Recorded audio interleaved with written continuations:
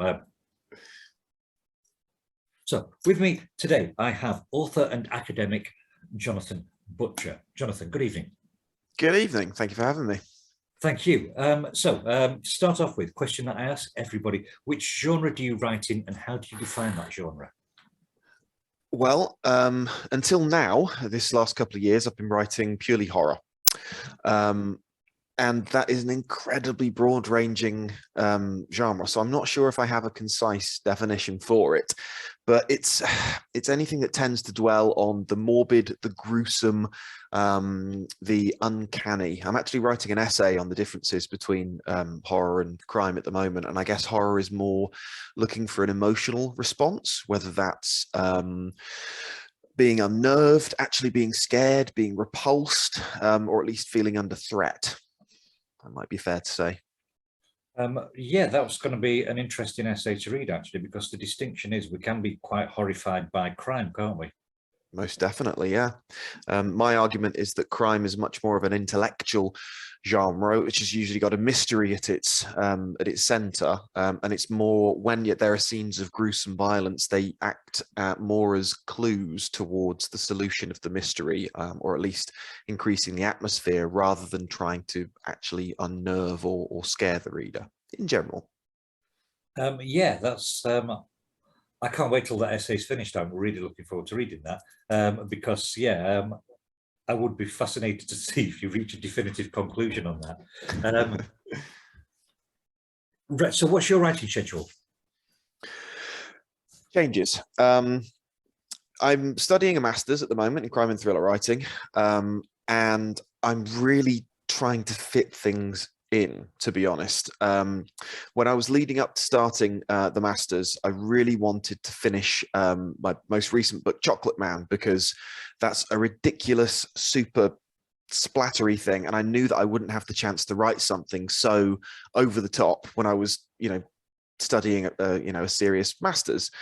So at that point, I was at my most dedicated, not dedicated, but I was being very strict with myself, and I was writing 500 words a day. If it was more than that, fantastic, but it had to be at least 500, and I was generally doing that before work.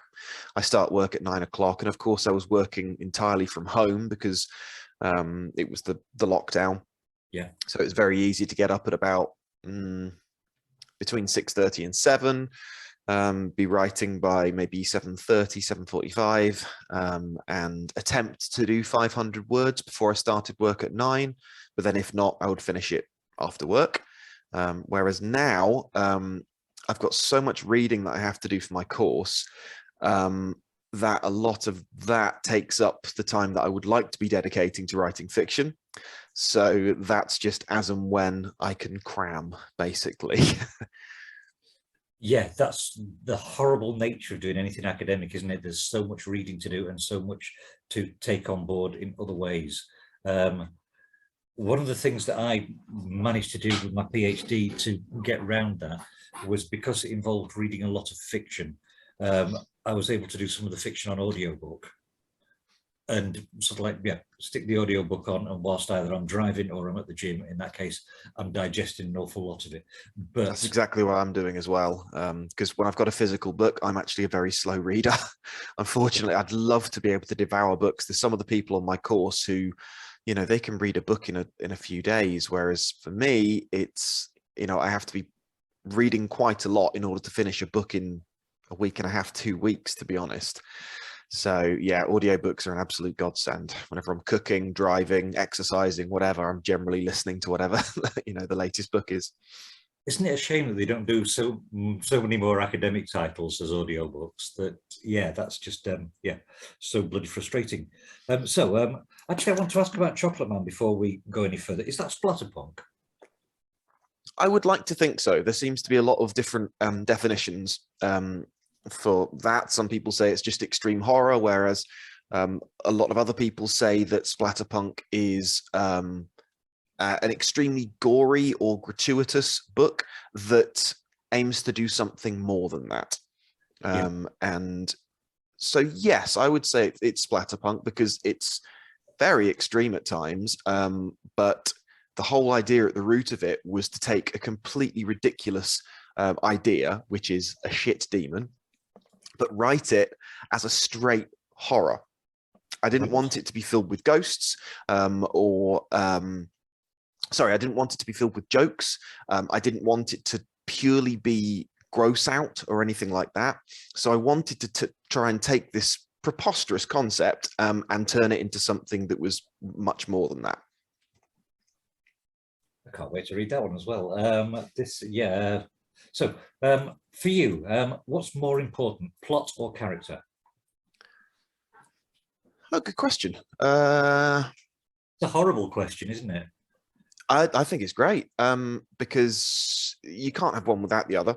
Yeah. And for me, the best types of books, the plot rises from the characters. No plot should just happen to a bunch of ciphers that don't have their own thoughts, feelings, backgrounds, situations. So I think that once you've got a believable set of characters, even if not believable, if it's like an exaggerated world, characters that exist beyond just their circumstances, then the plot should arise as a result of that. So I suppose characters, but the plot ideally should just arise from their motivations and the situations they find themselves in.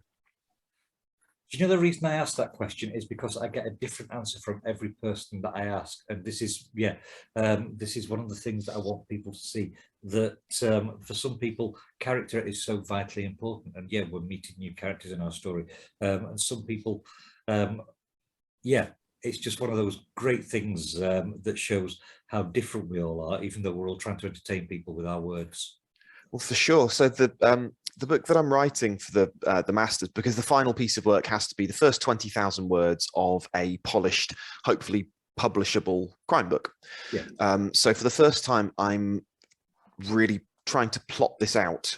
So I've got a beginning, middle, and an end, all of the twists before I even start it.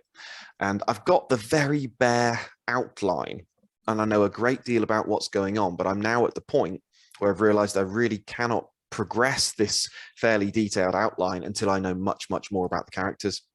Yeah. So the next step is going to be fleshing out what I know about the characters and making them real to me in order to find out what they're going to do in this particular situation. Exciting period that, because yeah, it's so much fun getting to meet the people we're writing about. What piece of writing advice would you give to anyone who's just starting out? Join a writing group. The best thing that I ever did. I mean, I've written stories since I was a kid. I was, when the kids were playing football, I was generally just writing about zombies, sat down in my notebook. But I guess if you were first starting out, the strongest piece of advice would be join a group of like-minded people and learn to critically analyze, even if it's in a very, very loose sort of way. So when I say a writing group, just in case any of the people listening don't know quite what I mean by that, I mean when you have a group of writers who meet up on a regular basis and share their work with the rest of the people within the group and give feedback. So it can be as light as I liked it, I didn't like it, or it can be saying the things about it that work mechanically, the things that don't, neutral responses. This piece made me feel happy, made me feel sad. But it gives you a more detached possible outlook on the work that you produce and also what other people produce. So you're not purely listening to writing or stories for pleasure. You're actually taking a step back and thinking, how does this work? Why does this work? And when you've got a decent writing group as well, you've got support, you've got like-minded people, you see different perspectives on writing, you work out different ways to do it. And there is nothing as precious as feedback. Fully agree with that. But whilst you're talking about critically analysing, I suppose that also means that if you join a writing group, you have to learn how to accept criticism as well. Yes, most definitely. And it's a difficult thing for some people. I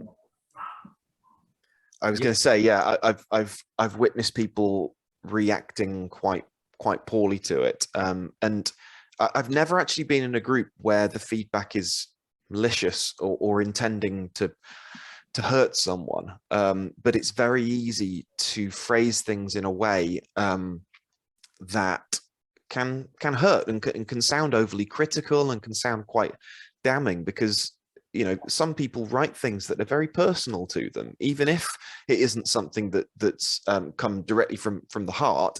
It's a piece of work that they've put time and effort into, and if someone is saying it doesn't, it needs more work, and that person's got in their mind, well, it's a finished piece right now, it can definitely be hard. So yeah, that's a really valuable thing to learn how to do. Yeah, and yeah, it's it's something one of these days I'm going to learn how to do as well, because I'll sort of like click into Amazon, see a review that's sort of like a 1-star or a 2-star, and think, what the hell do they know? And yeah, but yeah, everybody's opinion is valid on that. So you mentioned about reading for pleasure before. Who do you read for pleasure? At the moment, pretty much all I'm able to read is crime. For the last 2 years. Until then, I grew up reading horror. When I was a teenager, it was all the big names. It was like Clive Barker, Stephen King, Richard Lehman, Dean Koontz, Graham Masterton. He got me into adult books really back when I was really quite young, probably about 11 or something. But I kind of got out of it for a long while, and tried to educate myself a bit with 20th century classics. So I absolutely love some George Orwell, not One Flew there. I always go to say One Flew Over the Cuckoo's Nest, but what I mean is To Kill a Mockingbird. I reread that just before my master's degree started, and I absolutely love that book. But yeah, quite a wide variety. I read some graphic novels as well, not so much superheroes and stuff like that, but some Japanese stuff, generally horror, to be honest. Shintaro Kago, Junji Ito. But yeah, for the last 2 years, because I started the master's course just as lockdown was about to kick in. And half of that cohort dropped out in order to start it again when we can do face-to-face. So the master's degree has taken quite a lot longer than it would do normally. So I've really been just educating myself very much on like Agatha Christie and Dennis Lehane, is it, who wrote Shutter Island? Absolutely love that book. Yeah, so it's really been crime focused for the last couple of years. So yeah, that does lead me on to the question. If you started off, and if it's personal, you can just sort of like say, mind your own business, actually. But if you started off with such a passion for horror writing, how come your master's wasn't in horror writing? How come it's been in thrillers and crime? Because there isn't one. There isn't a horror master's degree as far as I know. I actually applied for a straight creative writing degree a few years back, and didn't even get an interview for that. But at that point, I wasn't a member of a writing group. I'd never had anything published. And I imagine the application was just brushed aside because I didn't have enough experience. Whereas I'm in a strange situation actually with the degree. I have a very good friend who I've known since I was 7, who is actually sponsoring me to do this. Yeah, it's incredible, and it took me quite a while before I was able to accept this. But he's the kind of person who employs people and then just says, if you want to study, I will pay you to pay for your course to study, whatever it is, whether it benefits my business or not, I'll do that. He's very, very into education. So it was actually him who found out about this crime and thriller writing course and just said, why not? And I looked into it, and crime is, I believe, the biggest selling genre that's out there at the moment. And while I've been published through indie presses, and I have been paid for short stories and things like that, and I get a very small amount of money coming through regularly. I've never been successful trying to get to the next level. I've never felt confident enough to produce something that might be good enough to get an agent. And also, while there are some horror writers that are doing very well now, they're few and far between. And the sort of stuff that I've written historically has been a bit too hardcore for mass mass consumption, really. So I thought it was a really interesting opportunity to try and write something that was more mainstream, and that might actually, yeah, take me up to the next level of my writing. That ties me so much into the next question I was going to ask, which said, yeah, as you said, you're currently working on an MA in crime and thriller writing. What value do you actually see in the academic study of writing? It's an MST. I don't know what the difference is, but it's an MST. Master of Studies, that's the one. Well, it's interesting because I'm having to do 2 essays this year, which are the only really heavily academic parts of this whole course. Everything else is creative work and a critical commentary on my final piece. But basically, it feels a bit like a writing group times 1,000. The person who runs the course, Sophie Hannah, she's an absolute, just a steamroller of a human being. She would let nothing stop her. She is incredibly inspiring. So she knows her stuff. On my shelf, actually. Oh yeah, which one? Kind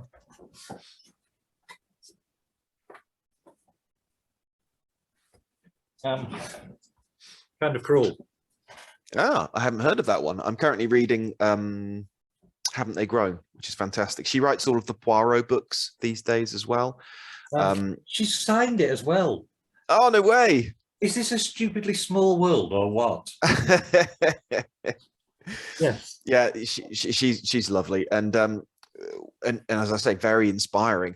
So to be around people and to see, yeah, and the other 2 people as well who most regularly lecture on the course, aside from my tutor John Appleton, who's an editor, are also crime authors, and they've all got different approaches to the work. As you say, because everyone has a different way of producing creative writing, it's really valuable to be able to see the different ways of doing it, particularly from people who are as successful as those who are doing the course. So Sophie lectures and runs this course, and she also does a dream author program, which has got like hundreds of authors that she helps out, and on top of that she writes 2 novels every year. It's ridiculous.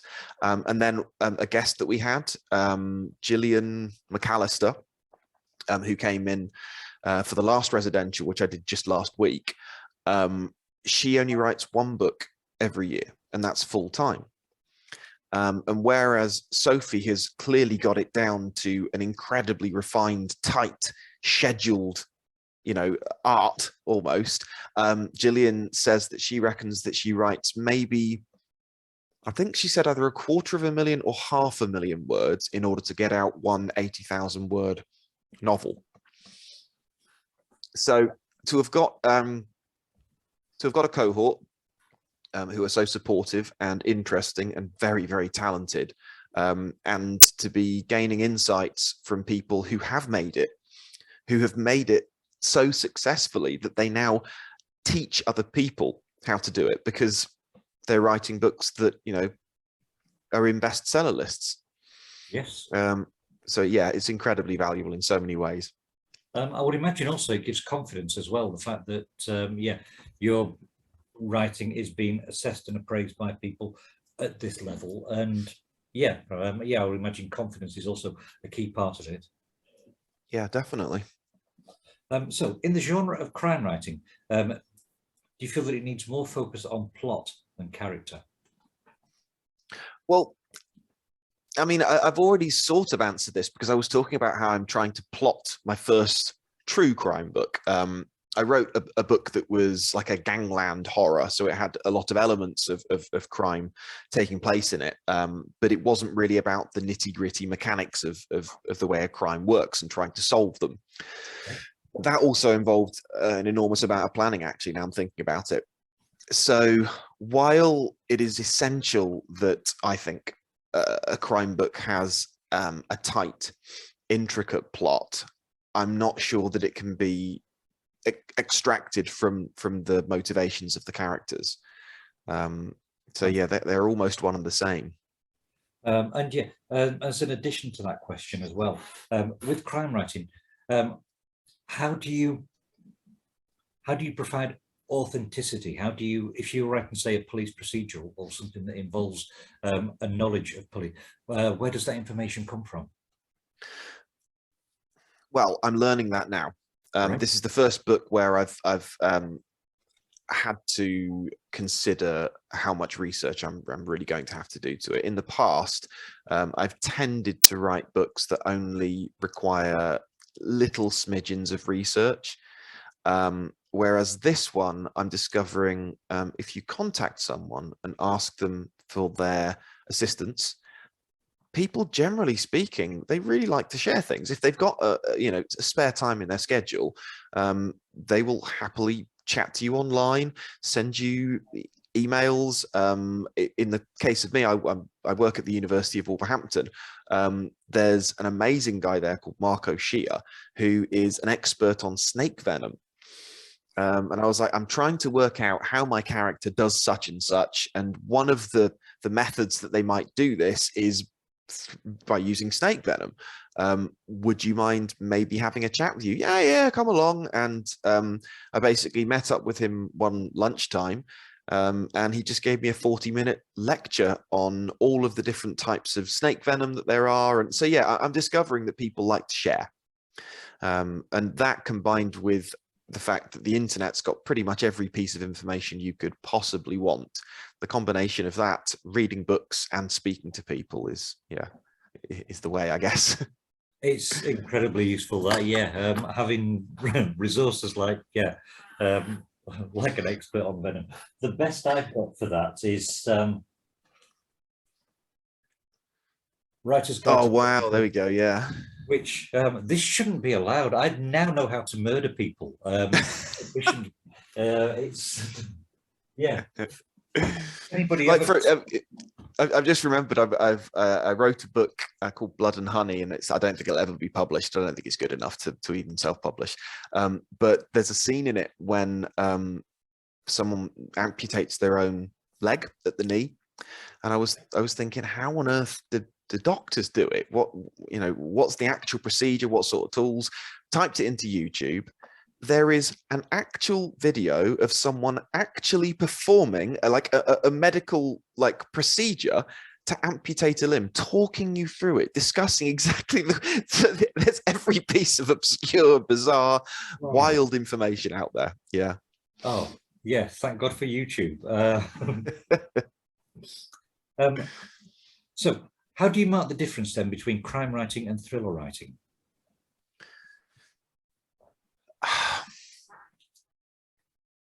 You are allowed to say, Ashley, that's another bitch of a question. I won't take offense. No, I'd never say that, because it's always interesting to try and think about the differences. The reason I'm asking is, as I've mentioned before, I've got a PhD, and it was in the relationship between genre and the structure of short fiction. So genre differences fascinate me. So this isn't even for my students. This is just for me personally, because I'm trying to sort of see how somebody inside the writing process marks the difference between crime writing and thriller writing. Sure. Well, when I think of a thriller, I think of generally films, to be honest, which are a lot more action-packed.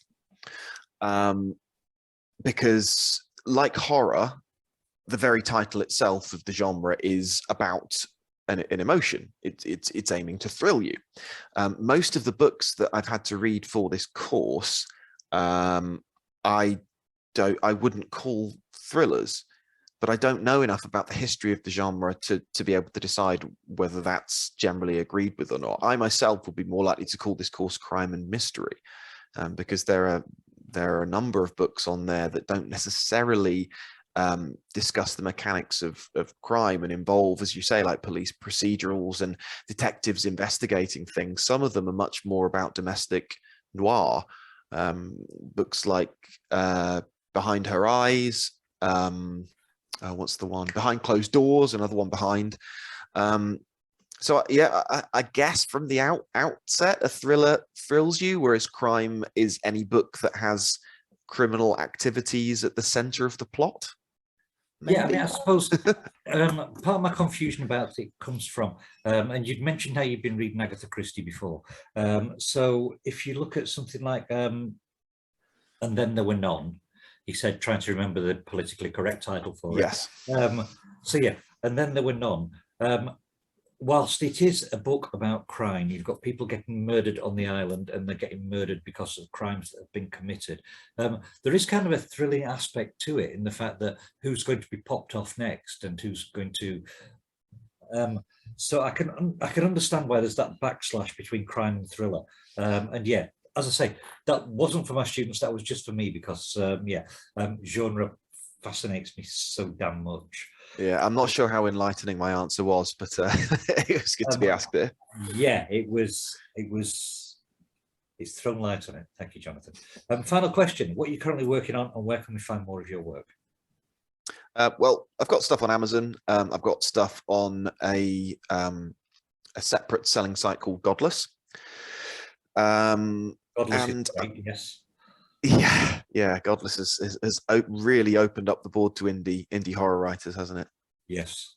And I'm currently working on a book which has had numerous different titles and I haven't really settled on one, but at the moment I guess the working title is The Path Reader, and it is about psychic escort who investigates the disappearance, or, well, in fact, the kidnapping of a mobster while trying to evade his own capture.